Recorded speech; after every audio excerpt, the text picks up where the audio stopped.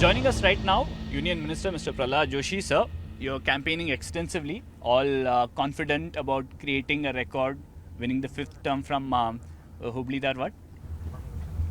Uh, I'm very confident, and people are also quite enthusiastic because one is leadership of Prime Minister Narendra Modi ji. They want to make him third time Prime Minister. His popularity in this part of Karnataka and entire Karnataka, especially in this part, it is now at its peak.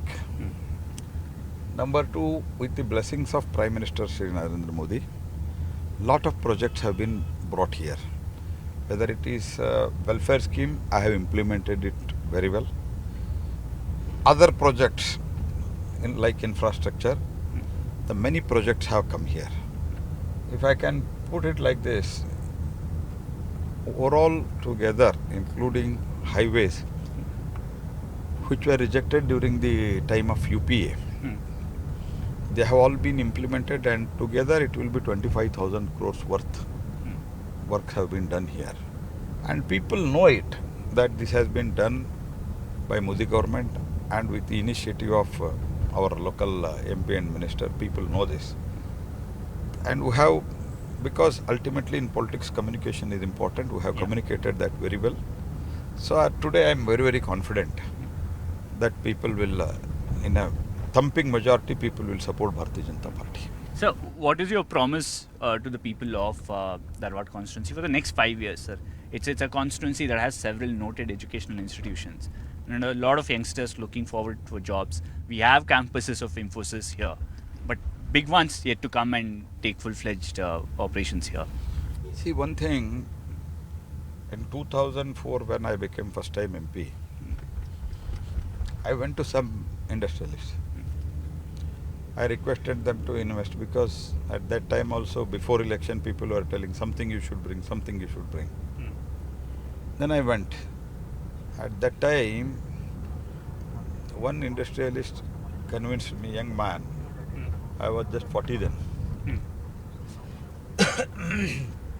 Young man, you have come here with a lot of enthusiastic. I can only guide you. And according to that guidance, if you can work after 10 years or so, you may get some investment. So he said, what? You create good infrastructure. He asked me, do you have daily flight service? I said, no. Do you have a full-fledged airport? I said, no. What is the nearest airport? Nearest port? I said, Goa. So, port is not in our hand, but airport, rail services, good roads, water, power, these are all in your hands. Means you can push it, because port is ultimately a natural thing. Yeah. So you do this. Then I came back and started working on that. Even during UPA government also, I used to fight and get some projects. Out of that, some railway projects had been approved then also. But they used to approve it and give very small amount. But as soon as Narendra Modi became Prime Minister, I started following it up. Whatever he had, in those days I had got guidance that has almost within the Hubli Dharwad city, I have done it. May it be airport. We expanded the airport. And within 10 years of completion, before 10 years of completion of Modi government, we are adding one more terminal now with a 340 crores investment. And all roads, main roads are good, and bypass is constructed. New bypasses are constructed. And people used to say it is very congestive. Traffic congestion is too much. I have brought flyovers. And as far as water is concerned, with the support of central government, we have approved 24/7 water, both for Hubli Dharwad and entire district. Oh, okay. Entire district. And as far as rail infrastructure is concerned, if I can tell you the previous history, When we converted from meter gauge to broad gauge during those days, during Congress days, full-fledged Congress days, they took 22 years. When I requested Honorable Prime Minister to convert this into convert this into double line and also electrification, we started in 16. In spite of Corona, we completed in 23. So this is the scale and speed we are working. So by that, we have started Vande Bharat. Otherwise, Vande Bharat would have been difficult. And now Vande Bharat reaches Bangalore within 5.5 hours. Otherwise, 7.5 hours was the time. And now I have planned. What is the next plan? Next plan is Tumkuru Davangere project. I have got it approved. Of course, I have involved Sri Siddesh also in that. That has been approved now. That, if that is completed, then with certain changes in the track, I want to take people from Dharwad to Bangalore within 4.5 hours. Okay. From Hubli in 4 hours. So this is what I am planning. So that will change the logistic equation of the city. And also Hubli Ankola, which has been blocked by some NGOs continuously. Now it has come to a final shape because of our follow-up. And now it is in the Wildlife Board. Wildlife Board has asked some clarification. All those things have been submitted, and Railway has also submitted how they are going to protect them. I am quite hopeful that it will be cleared very shortly. After that, the nearest port around after 70 kilometers, there is a Belekere port that I have planned to develop once if this. I had talked with few industrialists of the country, tycoons of the country. They said you start that project simultaneously.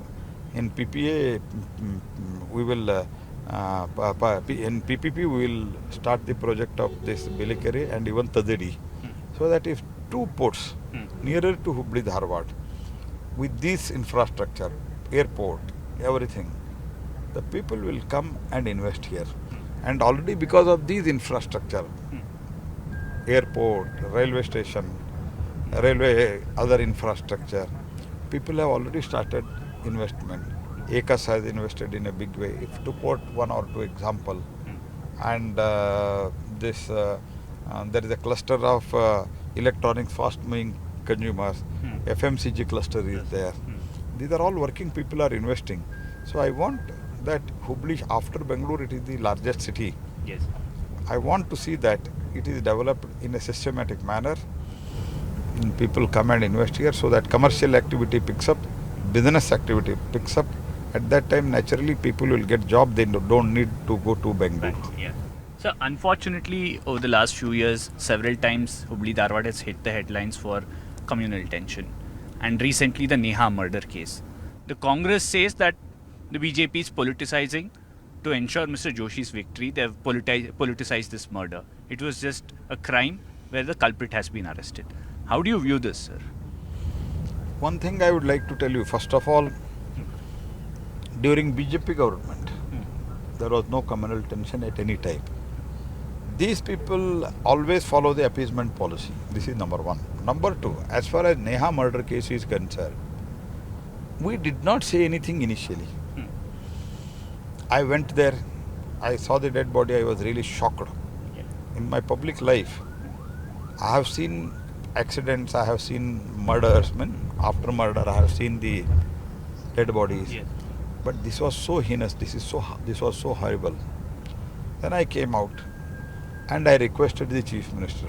I said the word, I appealed to the Chief Minister that he should order for the creation of fast track court and also an independent agency, either in state or central government, preferably CBI, it should investigate.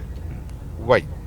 The father had told to me that I have got some doubt about this case because larger things are involved. Yeah. Then I came out and I had a talk with him. He said, I don't have any confidence on this system, only you can do some justice to me. At that time also I said, let state government take it very seriously and they should investigate. But how was the reaction of Chief Minister? So casual, erratic. Then father also started, father during the cremation time, while the procession was going for the cremation, at that time also he spoke with such a lot of anger because of Siddaramaya's reaction, Parameshwar's reaction. Then ultimately Parameshwar was forced to apologize. Then people started that this government, they may hush up the case. And because of the negative reaction from the state government, without any sensitivity rather, people started very aggressively agitation.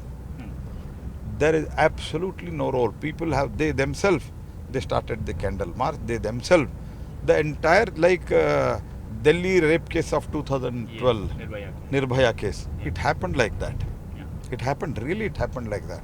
Entire city, entire Dharwad district, they got up and said, no, we will not tolerate this. And it went to the entire state. See, it was such a spontaneous thing. At that time also government did not realize. And day by day when heat started increasing, then they sent H.K. Patil. They communicated something to him, his father. I don't mind. But ultimately, because of insensitiveness, what father has said, still his statement is with me in my mobile. He said, my daughter was forced to convert to Islam. She denied. She is murdered. Is it a small statement according to Mr. Siddaramaiah and Mr. Parameshwar or Mr. D.K. Shivakumar? If they don't don't understand sensitiveness of the case, people who are running the government and having so much of experience, if they behave such irresponsibly, then what, BJP should keep quiet? Is it not our duty to respond to the crisis? That was a crisis, we have responded, and people have come on street and protested. After understanding the people's sentiment, Siddaramaiah started speaking different.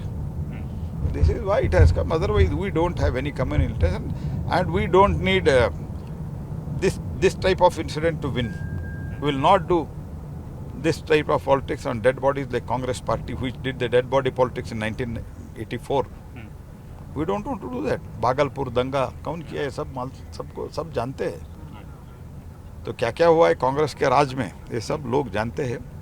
Congress basically divide and rule policy and appeasement policy. These are the two policies of the Congress government. That's why it has come up in the, this issue has cropped up like this. It is a totally foolish handling of the Chief Minister and the state government. So since you mentioned appeasement politics, the Prime Minister has spoken about the Muslim reservation. Karnataka government is saying, well, we did not implement any Muslim reservation. It was Mr. Devegowda when his party was in power in the 94-95. And they are saying we did not change anything. It was Mr. Bommai's government which assured the Supreme Court that they'll continue with the status quo existing policy. But the Prime Minister has said that this is the attitude of the Congress across the country, not just in Karnataka. See, question is, I have got the notice, National Backward Caste Commission, yes, what notice it has sent and what letter they have sent, this Karnataka government has sent, I know it. And notice copy, at least I have the copy. There they have said entire Muslim community has to be included in OBC, which was never there. Some caste in the Muslim, they were in the OBC. Not all. In Kannada it is called as Pravarga A, Schedule A. Yeah. And in 2A, there were some communities. 2B, there were some caste of the Muslim. Now what they have said, entire Muslim has to be considered as the OBC. Since there is no provision for the particular religion to be added in the reservation, list of the reservation, Supreme Court has banned it. That's why what they have said, neither it is a caste nor it is a religion. This is what it's a class. Neither it is a caste nor it is a religion, then what it is? What are the Muslims themselves claim that they are dharma? And if entire Muslims are added into OBC, what will happen to the existing OBC? And why entire Muslim community has to be given OBC status? Because it is not so. So this is where Congress is lying. And what they did in Rameshwaram Cafe blast, did they not say it is a cylinder blast? Why? Before investigation, They also why? say it could be possibly business rival. Business rivalry. Why? Because they never want to say that Islamic fundamentalists have done it and we will take it up seriously. Don't want to say because it is appeasement politics. So this is what, when Pakistan Zindabad slogan was raised in Vidhan Sabha, all you people, means I am talking about entire media, you were showing it, national media, state media, all those people were showing it. It was airing on the entire media, televisions. Then also what they said, did they not try to defend? This is the approach and the thinking and the attitude of the Congress party, that if somewhere Muslim issue comes, they are first people to either protect them or support them. So you've seen the Congress campaign over the last few weeks in the run-up to the Lok Sabha election. They are saying we will fight this on the basis of guarantees. They're saying even after 10 years of Prime Minister's rule, you have the BJP getting back to Muslim bashing, but we will talk about guarantees. Do you see it working, sir, in Karnataka? I don't see it is working. And if that is working, if guarantees are working, you know, I was in charge of Rajasthan Assembly election. Yes. I was in charge of Uttarakhand Assembly election. At least in recent elections, Rajasthan, Chhattisgarh and Madhya Pradesh, at least in 2 states they had their own government. Yeah. And as soon as I went to Rajasthan, first thing our people also told to me, they are announcing so many free and they are telling it that it is their guarantee. They also announced 200 units. Yes. They also announced, these people had announced 2,000 rupees. They had announced 3,000 rupees. Many things, such things they announced. Mobile. They gave mobile to so many people. OPS. All those things. But ultimately what happened? I don't agree that only because of these guarantees, because with 2,000 rupees, he is giving 2,000 rupees, that's also not reached all the women. But what is the price hike they have made? Price hike of bond paper, which was 20 rupees, now they have made it to 100, which was 100 rupees. 100 rupees category, they have made it 500. And this property extract, we call it as a Uttara or Pahani Patrike, that they have made it from 10 rupees to 25 rupees. Registration charge, property, when you register the property transaction, it is more than 3 times they have increased. Milk subsidy which was given to milk producer, that has been stopped, but price of the milk has been increased. Sprinklers which farmers used to get at 1,950 rupees, now they have to pay 4,550 rupees. Everywhere they have increased. I had given it to one person who knows something about the economics, and I told him to, overall in a year with these hike, what government will get the revenue, and that has to be divided by the entire population of the state. From every person they are taking 10,000 rupees and giving back 2,000 rupees. People know it. You come to my public meeting tomorrow. I don't know tomorrow, I will tell you my tomorrow's program. People will, when I ask them, kya zyada hua hai batao, they will go on telling. For transformers, people used to pay 10,000 rupees, means these farmers, Yes. if they dig the bore or something, well, something like that, then for the electric connection, they need a transformer. Previously, government used to collect 10,000 rupees and government used to connect it. Today, they are taking 2 lakh rupees, 3 lakh rupees, depending on the distance. So you're saying they're taking from one hand and giving from the other. That's what is exactly it is happening. That's why people are not at all happy. These people are thinking. And people want sustainable and with self-respect, they should try to work. So at the same time, the other issue that we have seen here, we've spoken about the politics across the state. But coming to your constituency, this election, some of the Congress has tried to fight this election in Dharwad on caste lines. They've had a candidate here. At the same time, many believe that they were behind Dingaleshwar Swamiji filing his nomination and then withdrawing. They possibly believe that they can defeat you if this election happens on caste lines. So other things and Swamiji and other things, I don't want to react anything, but I can say people of this constituency, all caste people, they are very, very large-hearted. They support the people who work. Nobody can deny and nobody can say, even my critics, they cannot say that I have not worked. So people know that I have worked for the constituency and my unblemished record. I have never done anything as far as corruption is concerned, anything is morality is concerned. The people know that he has worked, he has brought the project to the constituency, and also no allegation, nothing. Even people cannot allege against me.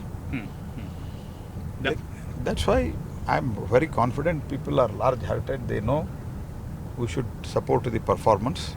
So on basis of my performance, I am getting votes. So one, constantly Congress has targeted you and other ministers and MPs from BJP that tax devolution, Karnataka has been shortchanged. They are saying even in drought relief, we had asked for 18,000 crore rupees. State government says we got only 3,000 crore rupees. So how do you see this, sir?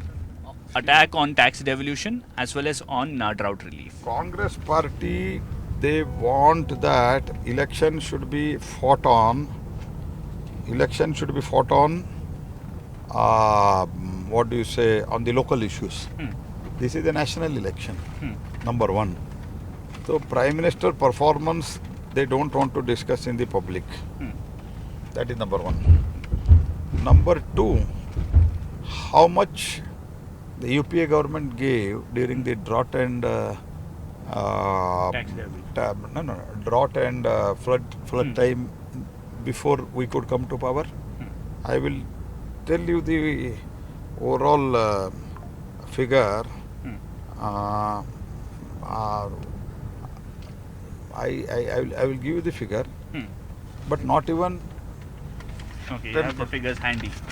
Not even 10%. See, 2004 to 9. During that time, UPA 1. Amount south was 15,541 rupees. The amount released by Government of India is 1,524 rupees. For the entire 5 years, at that time, there was drought and flood both for twice. Total amount released is 1,524 rupees. Okay. From 2009 to 13, total amount sought by the then government, whether it is Siddaramaiah government or our government, both together, 29,097 rupees was sought. The total release was amount released by government is 2,672 crores. Not even again 10%. Okay, BJP government, total from 14 to 23 put together, last 10 years or 9 years we can say, 30,951 rupees. Amount released is total amount released is 15,771 rupees. Almost 51% we have released. They have released 18%, 20%, 10%.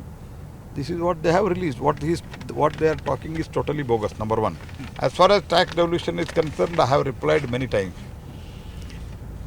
In tax devolution, we used to get around 60,000 rupees, 60,000 crores rupees. We got, not we used to got, we got during UPA government. During Modi government of 10 years, we got 2,93,000 crores, which is more. It is a simple arithmetic. It is a simple figure. As far as grant in aid is concerned, we used to get 40,000 rupees. Today, in last 10 years, we have got 2,53,000 crores. And Finance Commission is for 5 years. And what they are claiming, Finance Commission had recommended some special state grant, which is not fact. I am the cabinet member of the Narendra Modi government. It was never a part of the recommendation. And this is all bogus thing they are telling. They are not able to perform. That's why they are talking all these nonsense things. What is his argument about Upper Badra project and 5,300 crore rupees, sir? Where does it lie right now? I think as far as around 4-5 months back, when I had inquired, some of the details were sought from the state government, which they had not given. Probably by that time, code of conduct, वगैरह हुआ होगा. Latest position I don't know, but some of the clarification were sought, which were not properly given by the state government. Okay, that's why there's a delay, you're saying. So let's talk about the entire state scenario, sir, because you've also campaigned aggressively everywhere. 14 seats done, another 14 to go. Where do you see the BJP right now, sir? Because over the last few days, the Congress has spoken a lot over the Hassan video case as well. They believe that will hit the BJP. See, Hassan video case and BJP, I don't think there is any relation. They are our partners now. And the question is, if at all, of course, for anything, investigation has to go on, and let there be investigation. We have never said that there should not be investigation. Let them have their own investigation. Government, all agencies, they are in hand. And if he has done conflict, he has to face it. Remaining things, I don't think it will have any impact on BJP prospects in this part of Karnataka. Not at all. But overall, where do you see the BJP, sir? Out of the 28 seats, where do you see the BJP, sir? According to me, this time, last time we had 126, including Sumalata, which we had for whom we had support. Yes. Yeah. And we will win 28 of 28 this time. We will join the club of out club for Cent person. Yeah. My final question: yesterday, the Prime Minister spoke to CNN News 18 exclusively, and he said the Chief Minister issue in the state is not yet solved. It's not resolved. There's one who's sitting on the chair, the other is aspiring to sit on that chair. Do you see some bit of a either a trouble or some sort of a issue within the state government once this election gets over? See, I expect that people have given them mandate. They should complete 5 years. But infight is so much. And the Siddaramaiah and DK Shivakumar groups are fighting so much. And many people, when personally meet, they say many things which I cannot reveal back because it is not good on my part. But some people want something from central government against other group. These are all the things happening. And DK Shivakumar, many times he has told next DK Shivakumar will be Chief Minister. And Siddaramaiah's followers says that he will continue for 5 years. These things are happening. There is a lot of infight. What will happen, I don't know. I can't say at this moment. But दाल में तो कुछ काला है. दाल में कुछ काला है. Sir, it's a hectic day for you, but thank you for taking out time and speaking to us. And all the best for your campaign, sir. Thank you.